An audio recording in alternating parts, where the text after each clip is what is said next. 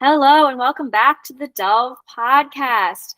We're going to do a couple episodes on the psychology of applying for jobs. Today, we're focusing on the one about outputs. I'm Allie McGarel. I'm a staff therapist here at Delve Psychotherapy of Chicago. And I'm Adam Fominaya. I'm the Executive and Clinical Director at Delve Psychotherapy of Chicago. Help us spread the word with this podcast. We really do rely on word of mouth. We're just trying to add value and be helpful to as many people as possible. So sharing is caring. And please do follow us on Instagram at Delve Psych Chicago. We're trying to build a nice community over there. So do follow us. Please follow us and please spread the word. Share some of the juicy little nuggets that we pass around in Instagram, and let's see if we can get everybody thinking like us. Let's do it. Yeah, I really try to behind the curtain. I make the clips for Instagram. Ooh, behind the curtain.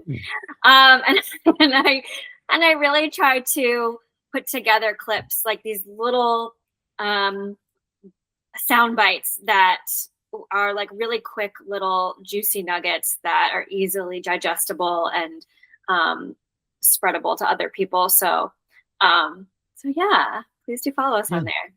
And thank you for doing that job, because I don't think I could do it. And I'm grateful to you for your editing prowess. Oh, the prowess is it's a low bar, but I thank you. I do enjoy it. So here at Delve Psych, we offer individual, couples, group, and family therapy. So if you're interested in a free consultation call, head on over to delvepsych.com. That's DELVEPSYCH.com. And check out our Substack at delvepsych.substack.com. We have some juicy blog posts over there as well. So share those with your friends. Sharing is caring. Sharing is caring. Care about us, care about them, care about yourself. Yeah. All right. The psychology of applying for jobs, and we're doing the one about outputs. Yeah, this one might seem like a bit of an odd pull for us. We don't talk about this as much on the podcast, but I do talk with clients about this constantly. And I feel like I have to do a little bit of work to lay the groundwork for the fact that this is in our lane.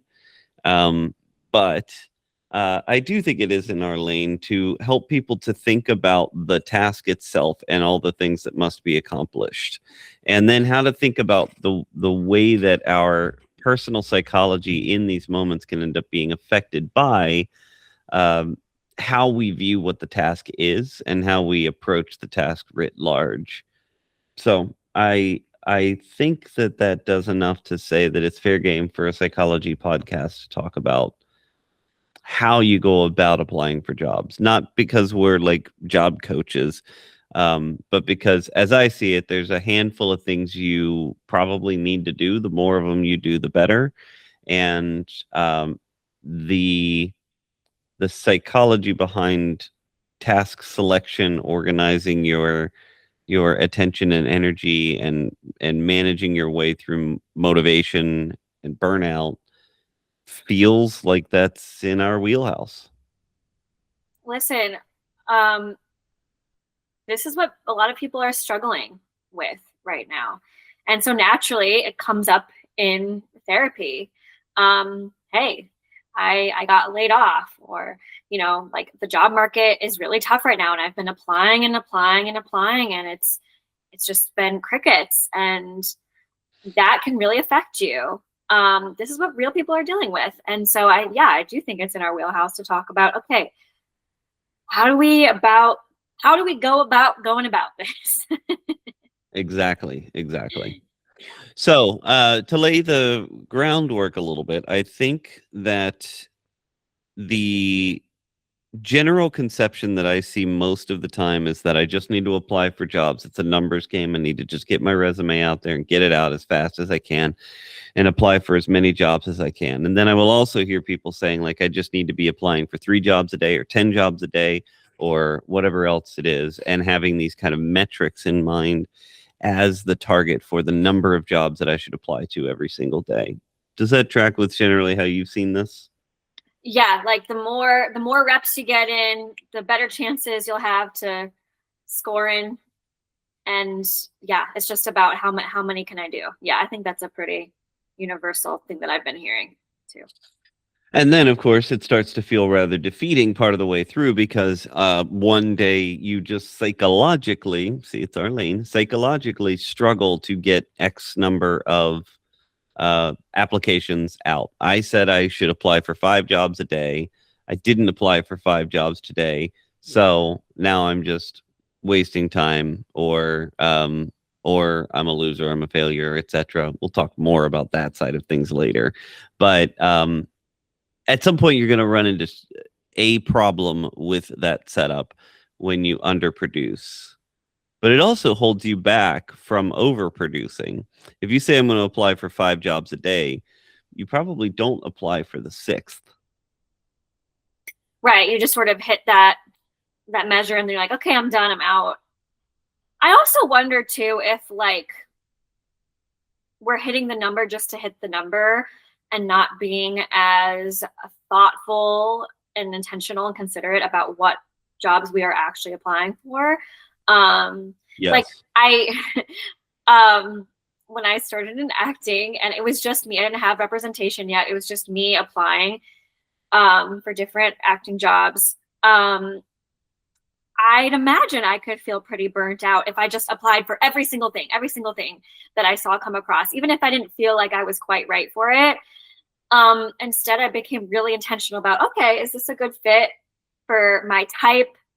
Of course, the age range has to fit, but like also just like, yeah, my type, my personality traits, the character, like, can I presumably see myself? Do I have a good shot at this? And then I'll spend the time actually applying for those types of jobs, because yeah, if you're just going after everything, and then yeah, you're going to get rejected a lot more because a lot of those things are not going to fit well for you. Right. Absolutely. So the thoughtfulness does matter, but of course then we could also get paralyzed in being too thoughtful that we don't apply for anything, right? And we end up slowing down our production. So there's this kind of delicate balance. But even that, I still feel like we can go a level deeper. And so I want to outline, as I see it, just applying for jobs is not the extent of the task. There are other things you need to be doing. Once I say them, I think you'll agree, the listener will agree. Once I say them, you will agree that these are also tasks you probably need to be doing, but that we put the blinders on such that we start to just think about applications alone rather than the broader network of things that we must be accomplishing. So I would argue that we also need to be engaging in a task I would call searching. Searching is different than applying. So searching is looking for the jobs themselves. We also have to develop our materials. And there's kind of 2 categories here. 2 kinds of materials to develop. You have specific materials for specific jobs. So that could be in acting you had to do what, tapes for specific, or reads for particular jobs sometimes. Yeah, I mean, right now it's mostly all self tapes. Yeah, so that takes a lot. Setting up everything. Yeah. And every single one of those is its own task, right? Like you can't reuse that in any way. No, usually it's specific sides for each thing. So exactly. But then you also have material development that is more general. So in the case of developing a CV, you might develop a curriculum vitae or a resume that is broadly applicable to many jobs. You might develop snippets for cover letters that are broadly applicable to many jobs, and then you can kind of plug and play those later. But it does take time to develop those general materials. So you have a combination of specific materials for specific jobs and general materials for general applications, and you'll end up kind of piecing these together eventually. Yeah. So also, and hopefully you see that these 3 things already fit together. If I'm careful about how I'm searching, and I'm thoughtful about how I'm searching, then I'll be a little bit better able to tell how much a particular job is going to demand of me: specific materials, general materials, and what combination they're in, as well as the development of new specific materials, or Right. potentially the development of new general materials. So now you come across a job and you're like, okay, this is kind of in a new sector, but I think it would fit with my past experiences. So I can now develop general materials that apply to this specific job, but I'll be able to apply to other jobs in this sector. Let's say I was in a particular kind of engineering and I want to move to a different kind of engineering. So if I was in that specific area of engineering initially, I'm going to have those materials for that particular industry. Mhm. Now I move to a new one. I'm probably going to apply to a lot of jobs that are in that new industry. So picking this job to apply for, developing the specific materials for that particular job, but also developing the general materials for that particular job, those general materials will be broadly usable in the future. So Yes. that's just 3 things so far. How we, because I got 3 more. How are we doing so far? Good. Yes, I can see how that would be useful. And even though, like, maybe, yes, it would take time and energy and effort to come up with like general materials. If I'm making the analogy again, that would be like coming up with like a reel, like an acting reel. You can Yes. submit that to many different things, your headshot, your resume, your acting reel. Yeah, that's not specific to each.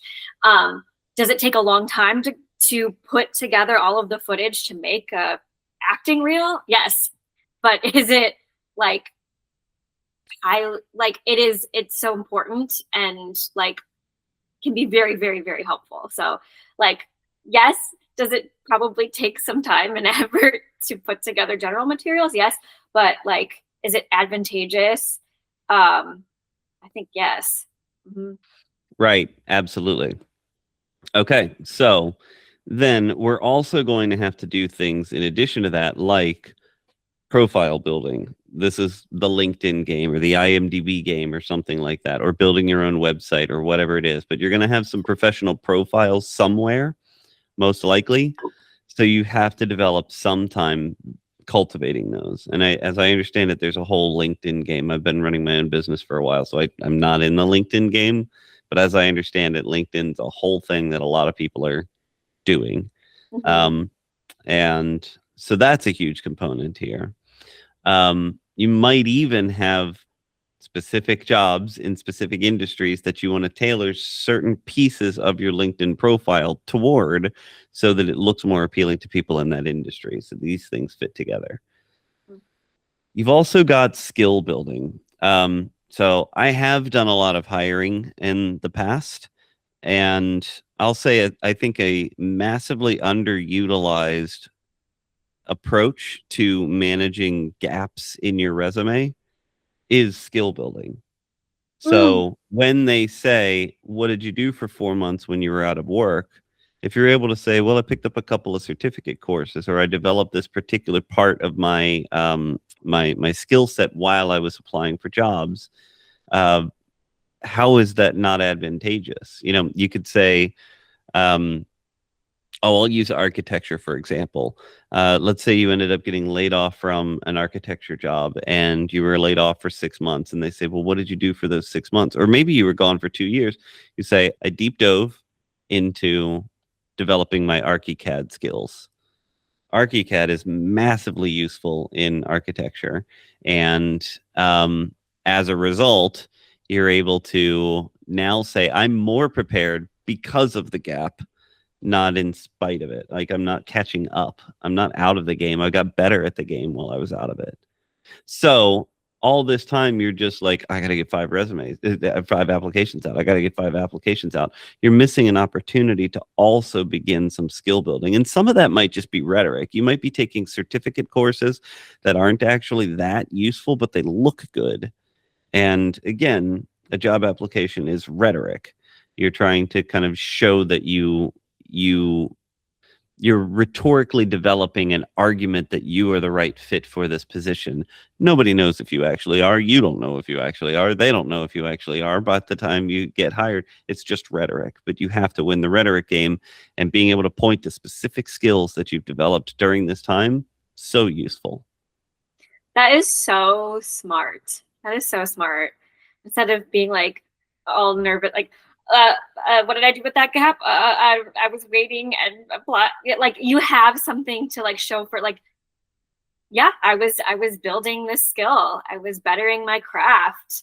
I was getting better at the thing that you want me to be good at. Like, Yeah. that's so smart. That's so smart. What'd you do for the 2 years off? I learned French. What'd you do? Yeah. Yeah. Turn it back on them. No, don't. That'll make your interview go really well. What did you do, Joe? No, not at all. And then I got one more, which is networking, right?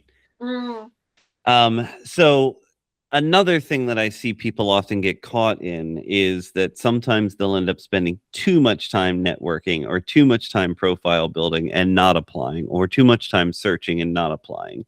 And so broadly, I think the argument goes that you have to do all of these things, not just some of them. And if you don't do all of them, your applications are less complete.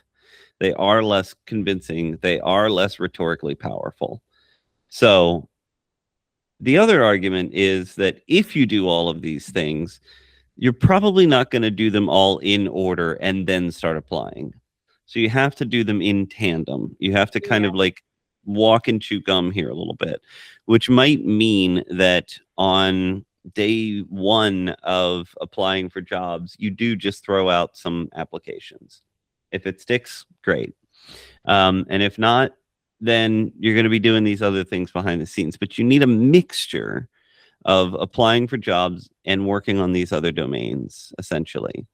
And what I think will happen is that at some point outside of your conscious awareness, your application will become rhetorically powerful enough that you will be able to land whatever those jobs are, or at least get those interviews. Oh, by the way, now I'm sorry, half a thought. One of the skills to build is like interviewing skills, so you might even be practicing that. But anyway, carrying forward, at some point you will have this kind of natural convergence of your effort and the rhetorical power of your application, and that's when things will start to land. But you don't know when that will happen. You don't know when that, and no alarm will go off to say now your application is rhetorically powerful enough to convince people to hire you within the sectors that you're trying to apply for. But if you keep working on all these things, you will be improving the rhetorical power of the application overall. And so if you mix all of this together, then the universe will tell you when that happened. Ooh, magical. Yeah, I mean, and I think you are right about this list of things to do. I also feel like, Adam, that's a lot of things to do. Very good. Thank you. You set me up well. Because, okay, so now let's say it's day 7 after you've been laid off. It's 9 a.m. You just got your coffee. You're sitting down and you're ready to apply for jobs. Follow your natural motivations here a little bit more often. This is sort of the opposite of what I usually pitch, which is that you should follow your goals, needs, and values and be very thoughtful and very intentional. This is very hard. And so you want to kind of follow the whims of your heart a little bit more to a degree. So if you've been just like plug and play and submitting applications, I bet you continuing to do that's going to be hard. If it's not, great, keep going. That's fine. By and large, you can kind of follow those whims. If it's still feeling like the right thing for you, then you can follow the whims in that direction for a bit, to a degree. But I bet you that day 7 for some people is going to be like, I can't believe I have to do this again. I don't want to do this again. I'm tired of this. I shouldn't be in this situation. Do something else. That's a good time to spread out your focus to some of these other domains. This might not be a day when you can plug and play a bunch of applications. You might just be spent on that. And today could be a great networking day because you need to see humans. And today could be a good, like, specific material development day or something like that. But you could sort of look at all of these tasks and see which one appeals to you today. And then bonus points if you can kind of have a mixture here. Maybe today I just search.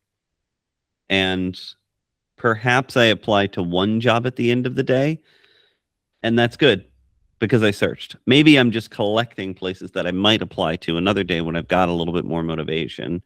Um, this is motivation in the kind of whimsical sense. I've got a lot of stuff on motivation, so I cringe a little bit about my phrasing of it in that way, but whatever. The layperson's conception of motivation. Perhaps today is a day when I do feel like I can write. And if I can write, then I should do material development. Perhaps today is a day that I can study. And if I can study, then I should skill build today. And so I want to kind of follow the whims there a little bit to a degree. And I keep adding that caveat to a degree. It's like mostly follow the whims, but with balance. So you have to balance across the entire profile of things. If you are never being thoughtful about how you're searching for jobs, your whole rhetorical process is going to feel that. If you are never thoughtful about skill developing, then you'll get to the end of it and have that question show up in the interview. What'd you do during your gap? And you'll say, yay, you know? So you have to kind of like sort of follow the whims and sort of balance across all of these tasks all together. But this should relieve the pressure from you a little bit. On any given Tuesday, the job is not to get 5 applications out. The job is to work on the rhetorical power of your applications. And that can look a lot of different ways. I really like this idea because I can imagine doing the same thing every single day, plugging away can get really stale, really tedious.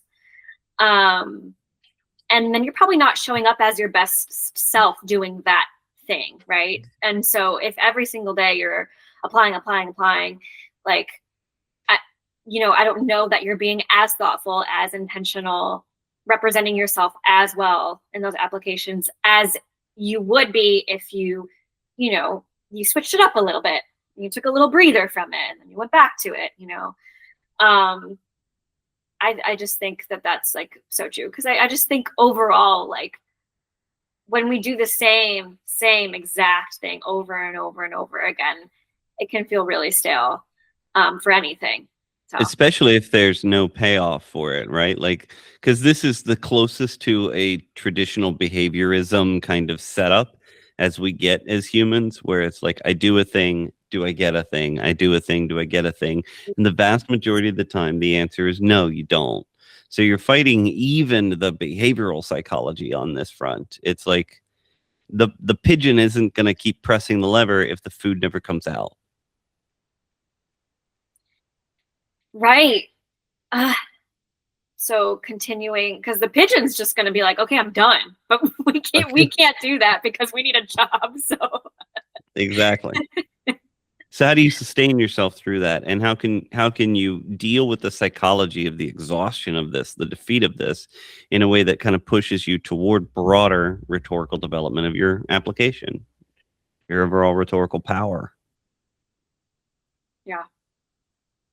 Yeah. So let's walk through what could be a work week of this. Okay. So I got fired on a Friday. I'm going to take the weekend and I'm going to sulk and I'm going to go spend some time with my friends or my partner. And then I'm going to hit the task on Monday morning. Monday morning, I probably am going to begin the searching process to just see what's out there and get a general sense for where am I seeing applications, in what sectors, in what domains? And I might even kind of list out a few different ones. This is what I was doing exactly. These are the kind of like subtle pivots, and these are the big pivots that I think I could pull off. And I'm going to start to kind of collect a couple of applications or a couple of job postings. Noting that if I do apply for those specific ones, I might be a little late. Depending on, how quickly they move through applications, I might be a little late to the party. But I broadly just need an understanding of the landscape. right? Mhm. So I should not be on Monday. I should not be pumping out 5 applications. I don't even know what I'm looking at yet. So where's the rhetorical power going to come from? If any, if a human's eyes actually do read my resume, they're going to be like, this person doesn't even understand what's going on. Right. So it's Exactly. just I'm just reading some bullshit. Mhm. Um, so Monday, I spend a lot of time kind of searching. I would imagine that I feel a sense of intrigue and defeat because I probably don't like what I see, but I also probably see a few things that might work, right? So now I'm going to have to work through my emotions on this front a little bit. And then I need to begin the process of kind of pivoting toward some of these positions. So I might spend the second part of that day material developing on some level, especially general materials. What can I broadly, I mean, I'm going to have to update my resume, right? So that's going to have to happen. So let me go ahead and start there. But as I'm doing that, because I started with searching, I might make subtle little language tweaks or subtle little organizational tweaks to set my resume up so that it kind of works in this sector better than in that sector, better than in that sector. Also, there's nothing wrong with having a couple of different versions of your resume that kind of tailor to specific positions. Um, at this point, if I were to apply for a jobby job, I would probably have one that's clinical facing. I would have one that's a little more researchy facing. I would have one that's a little bit more performance facing. And the performance facing one is going to have the podcast listed more forward. It's going to have my improv experience and my acting experience and things like that listed a little bit more forward. So would yours, right? Like, Yep. so if it's going to be something that's going to be like publicly facing, then we would tweak which resume we might use. And so then you're going to have these like blocks of resume. That's general material development. Then if I come off across a particular job that's a little bit this and a little bit that, I can piece these together quickly to get it out in time. Now it's Tuesday. Tuesday, I'm going to go back to searching and I want to see what's changed. So I search for new positions so that I get a sense for the daily flow of new positions. Did 3 new jobs show up in one sector? That's interesting to me. Did nothing show up across any of the 3 sectors? That's interesting to me. Whatever it is, I need to kind of be tracking the flow of this overall. Mhm. I'm going to continue the kind of general and maybe even specific material development. And I'll probably at this point try to get an application or 2 out so that I can get into the practice of stitching all this together and hit and go on a couple of applications in a couple of domains. I'm just starting to kind of see like how can I take what I have and what's out there and piecing those together a little bit. Mhm. Day 3, Wednesday, probably going to start with searching again. And I want to take my time with the searching because I want to get a sense for how this changes over time. Am I still seeing the same things every single day, or am I starting to see new things popping up every day? And if so, where overall? At that point, probably continuing a little bit of general development, a little bit of specific development, a couple more applications. But now I need to start thinking about some of those things I haven't been doing yet. Um, by the way, earlier in the week, I probably have fired off a couple of texts to a few friends in a couple of industries. Just hey, just wanted to let you know that I'm kind of starting the search again. If I haven't done that already, I'm going to do that on Wednesday, Thursday, right? Like texting a couple of people. I'm starting to search for jobs. I'd love to connect, see what's up with you. And maybe you go out to their place of business on Thursday, Friday, and you have coffee with them at their work. And you get out of the house and into a different working environment. By the way, there's a subtle psychological benefit of that sort of thing, being in some of these places where jobs happen. Um, Faces, your brain remembers faces better than you consciously realize. Mm. And so if you just so happen to run across the same person who ends up being a hiring manager later, there is a little familiarity thing that goes off in your brain, even if they don't consciously remember you. And so the mere act of being in presence with other people who might ever be in a position to hire you, including that friend's boss who might be at the place where you're going to have coffee, that kind of thing does help you. How interesting. So just by that boss to hiring manager seeing you in Ever. passing before. Uh-huh. Later down the line, when you're actually in an interview with that person, they're more comfortable hiring you potentially because of. Potentially. So we have a Interesting. familiarity bias as humans, and we have a face bias, an overwhelming face bias as humans. The familiarity bias, I don't know where that lives, but the face bias is the fusiform gyrus. It's the superior temporal gyrus. It seems to live right there. And yeah, it remembers faces from long ago. And we like things that feel familiar to us. So you just want your face around some of the places you might be applying. So that's why you like leave your office and your home office and you go to their physical place of employment, and you be around some of the people that you might eventually want to hire you. It's not the worst thing in the world to, like, if you're applying for a job, to go get lunch in the neighborhood of wherever that office is, wherever you think they might be getting lunch. It's not the worst thing if you're going to go get lunch anyway, go be around there. You don't have to stalk the people. I would advise against stalking the people. I was gonna say, I'm like, let's stalk these people that we want to hire. No, do not stalk those people. But generally being around, like there's there's a real benefit to that sort of thing.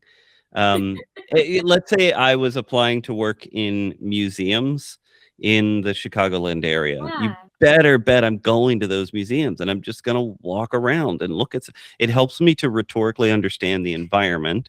It helps me to learn more about things that I might end up talking about on the interview.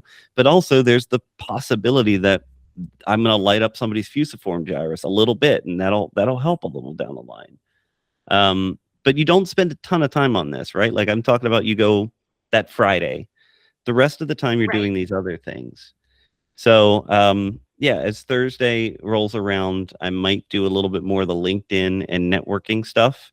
As Friday rolls around, I might do more kind of general material development, polishing, and more applying, but also then going and like spending some time with my friend. Notice how varied my week is. I'm probably not bogged down yet, right? Yeah, because you've been switching it up, keeping it fresh. And I haven't applied for a ton yet. Probably at this point, 3, 5 jobs, something like that. But the numbers game, you're going to lose the numbers game. I got next week. I can start on Monday with better developed materials, more connections, a better understanding of the landscape, and a little bit more of a targeted approach. And now I can start to push and I can start to really get some applications out. So I might load those up on the next Monday and Tuesday. And I'll really try to get like 10 out or something like that. Not preordaining the number, deciding how long I'm going to work and working.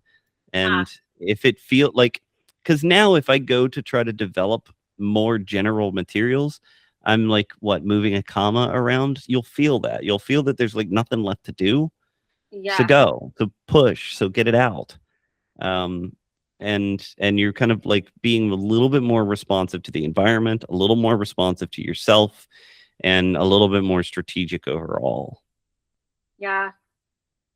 Yeah, I think it could be really helpful to like you said, even though you didn't have a crazy output of actual applications that first week, but you did take the time to be really intentional about your materials, and that's going to help you out later on. So putting in that amount of work in the front end, especially on these like general materials, so that for a lot of the applications later on in the back end, you're going to thank yourself because you can just like plug and play for a lot of these things.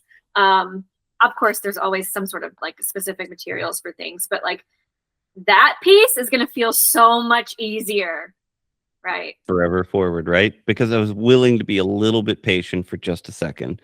Now, if I'm panicking and I'm not as patient, then fine, you could preload a handful of applications every day. But I would still say, let's say you're just really panicked and you just want to apply. Fine. Notice what you're doing, 1. But 2, you still have to do these other things. And so that person might start every day with applying to a ton of jobs because that's the whims that are coming within me. It's emotional reacting, but fine. Start by applying for 5 jobs. But then you still have some time left in the day, however much it is. It's 10 minutes, it's 3 hours. I don't know what it is. So then tack this stuff on at the end. Do a little bit more thoughtful searching just at the tail end of the day, or do a little more networking just at the tail end of the day, or something like that.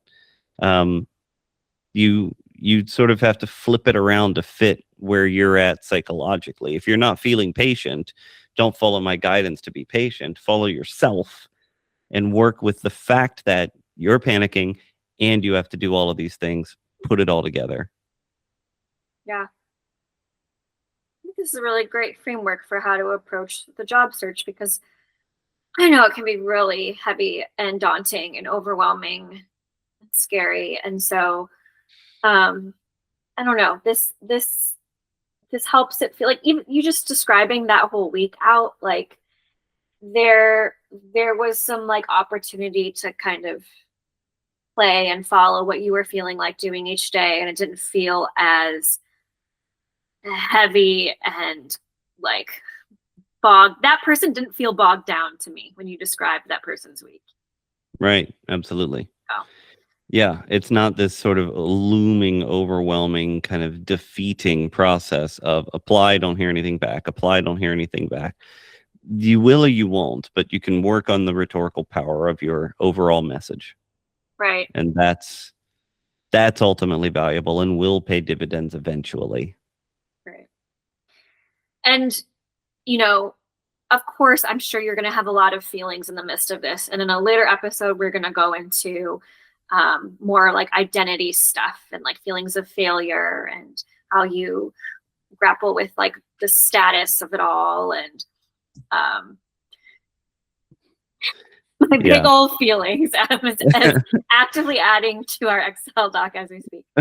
But yeah, and so that's something definitely want to go into too. But I think like from a behaviorism perspective, this is very interesting, and I think will be really helpful for people who are just like overwhelmed with like what to do, because it's a scary thing to not have a job and to not feel in control of when you will get a new job or not.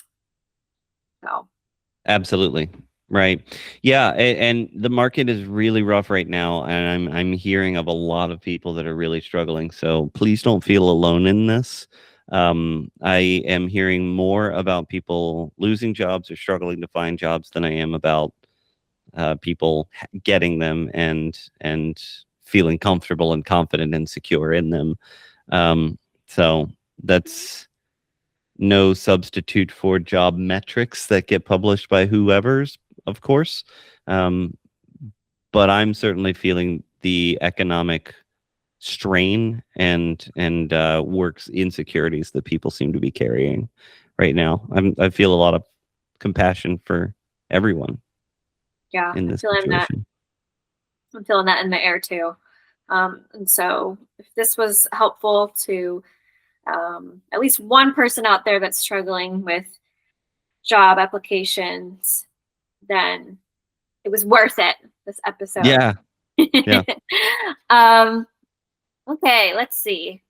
New quote. Dun, dun, dun, dun. That's my new thing I decided last episode. Okay. Ooh. Decide who gets the pleasure of seeing your pain. Interesting play on words there. The pleasure and the pain. It's like a poetry. Yeah. I also have no idea where I got this one from, so I'm so sorry to the author, whoever it was, but I think this is the exact right way to think about this, because not everybody deserves the right to see that vulnerability. And what an incredible gift it is to be given the right to the opportunity to see someone's pain. I think there's almost no greater demonstration of confidence in our relationship than to show you me in a vulnerable state. Absolutely. That communicates like, I feel safe with you, that I can share this vulnerable part of me. I'm going to show you my belly. Yeah. And yeah, I think it's so true. Like, not everyone is going to be a safe place to land. And that's okay. Choose wisely. And yeah, I think relationships can really be like fostered and grow and deepen and get closer when you do show people that side of you. Absolutely. We think that building relationships is about giving to other people, but often the most powerful thing you can do is ask for a little help. Mm. And if you think about it, it's probably true for the relationships you've been in. Some of the people that you were closest to are the people who were vulnerable with you first and who were willing to kind of put themselves out there. And you as the recipient are sitting there saying like, wow, I'm so touched that you trusted me. Now I trust you. Yeah. What an honor to get to see somebody's belly, as you said. Yeah. Yeah. Yeah. Like my cat, she'll only show her belly to the people that she really trusts. Yeah. So. Unlike my dog, who will show it to anyone. Well, I think that's a great place to end for today. Um, as always, if you're interested in our services, head on over to delvepsych.com, DELVEPSYCH.com. Do check out our Substack at delvepsych.substack.com and follow us on Instagram at delvepsychchicago. Until next time, toodly-doo. Toodly-doo. Thank you, Allie. Thank you.